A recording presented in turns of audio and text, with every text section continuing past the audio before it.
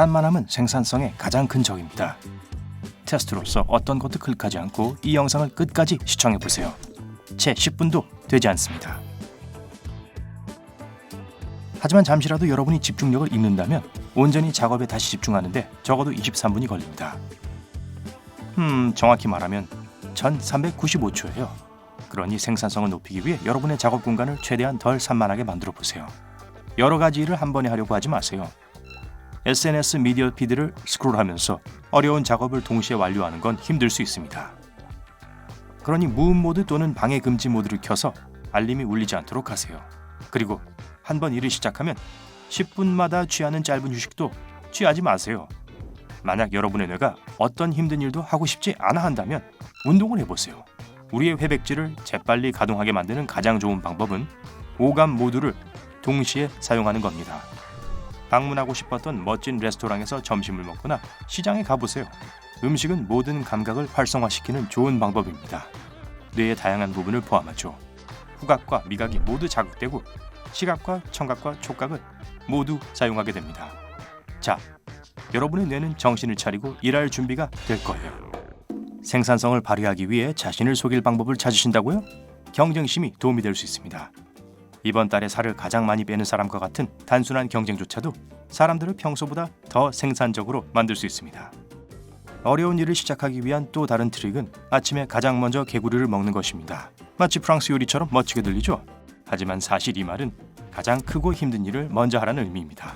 어려운 일을 나중까지 남겨두게 되면 그 일에 대해 스트레스를 받게 되고 그로 인해 생산성이 떨어지기 때문입니다.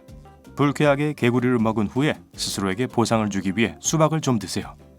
피로 회복에 정말 좋거든요. 바나나도 좋을 수 있어요. 가끔 일에서 가장 어려운 부분은 그냥 일을 시작하는 겁니다.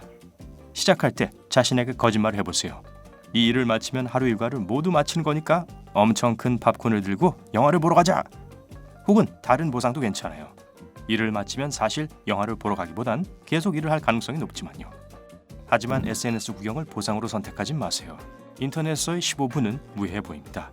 하지만 SNS를 스크롤하면 즐거움을 느끼게 하는 신경 전달 물질인 도파민이 과도한 수준으로 올라갑니다. 도파민은 중독을 유발하고 다른 모든 것을 지루하게 만들죠.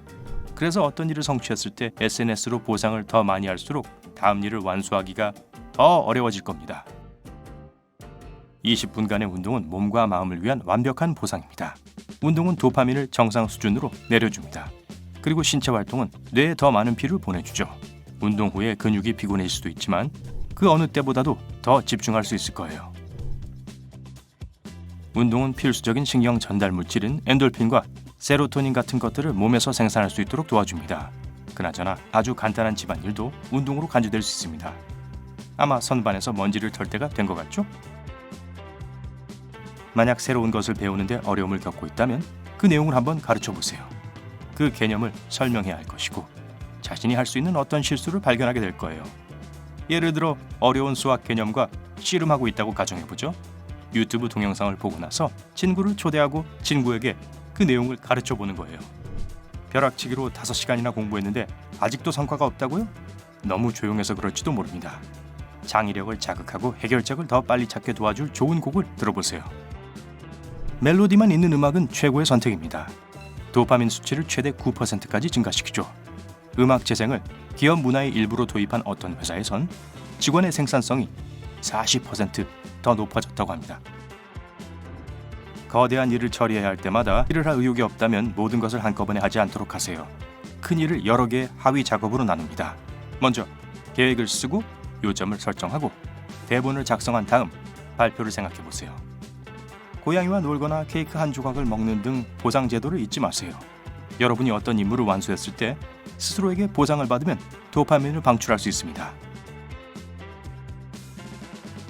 마음을 비우는 건 역시 생산력을 높일 수 있는 훌륭한 트릭이 될 수 있습니다.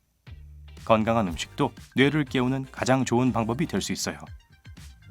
우리 뇌는 산소를 공급하기 위해 지방산이 필요합니다. 따라서 여러분의 뇌는 생선, 견과류, 씨앗 같은 연료를 원할 거예요. 기분을 좋아지게 만드는데 깊은 수면만한 게 없죠. 지금 당장 뇌 활동을 활발하게 해야 한다면 짧고 굵은 낮잠을 자보세요. 45분에서 60분 정도면 충분합니다.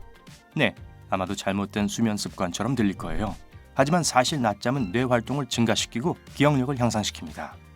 한 연구에서는 휴식 시간에 1시간 동안 낮잠을 잔 사람들은 DVD를 본 사람들보다 새로운 단어들을 더 쉽게 기억한다는 걸 증명했습니다. 뇌를 훈련시키는 가장 좋은 방법은 지도를 그리는 겁니다. 기억을 더듬어 여러분이 살고 있는 도시를 지도화하세요. 인구가 1명인 모노비 같은 마을에 사시는 건 아니죠? 중요한 거리나 여러분이 좋아하는 장소도 포함하세요. 너무 쉬워 보이면 모든 줄을 담은 미국 지도를 그려볼 수도 있습니다. 지도는 기억력과 창의력을 증진시키고 뇌의 다양한 영역을 활성화시킵니다. 잘 쓰지 않는 손을 써서 뇌 활동을 증가시킵니다. 점심을 먹거나 등을 긁거나 냉장고에서 간식을 꺼낼 때 손을 바꿔보세요. 손을 바꾸면 이를 닦는 것조차 어렵게 느껴질 겁니다. 하지만 더 많이 연습할수록 뇌는 더 활발하게 움직일 거예요. 더 빨리 할 수 있는 활동은 여러분의 이름 글자로 시작하는 단어를 떠올려 보는 겁니다. 예를 들어서 여러분의 이름이 김철수라면 김치, 김밥, 철봉, 철사, 철도, 수학, 수도, 수리 등을 떠올릴 수 있겠죠. 너무 쉽다고요? 12달을 뜻하는 영단어들을 알파벳 순으로 다시 정리해보세요. 4월 그 다음은 12월이에요. 펜과 종이 없이 도전하면 정말 어려울 겁니다. 그래도 너무 쉽다고요? 알파벳 역순으로도 한번 나열해보세요. 힌트를 하나 드리자면 9월이 제일 먼저 옵니다. 지금 당장 할 수 있는 뇌 운동을 알려드릴게요. 스톱워치를 60초 동안 설정하고 연관 없는 8개의 단어를 외워보세요. 의자, 치과 의사, 신발, 양배추, 다람쥐, 문, 말발굽, 주전자. 이제 휴식을 취하고 10분 동안 다른 일을 하세요. 그리고 나서 단어들을 다시 떠올려 보세요. 또 다른 운동도 있습니다. 주위를 둘러보고 녹색 물체 5개와 빨간색 물체 5개를 찾아보세요. 뇌와 눈이 훈련될 거예요. 두뇌의 에너지를 증가시키기 위해 다른 게임을 해보죠. tall이라는 영어 단어가 sail이 될 때까지 철자를 하나씩 바꾸는 거예요. 단, 존재하는 단어로요. 정답, tall, fall, fail, sail. 단기 기억력에게 친절을 베푸세요. 우리 모두 한계가 있으니 중요한 것을 기억해야 할 때마다 간단한 메모를 해두세요. 와, 동영상을 끝까지 시청하셨군요. 저희 영상을 최소한 23분 이상 시청하셔서 두뇌의 힘을 강화하시고 밝은 면에 더 빠져보세요.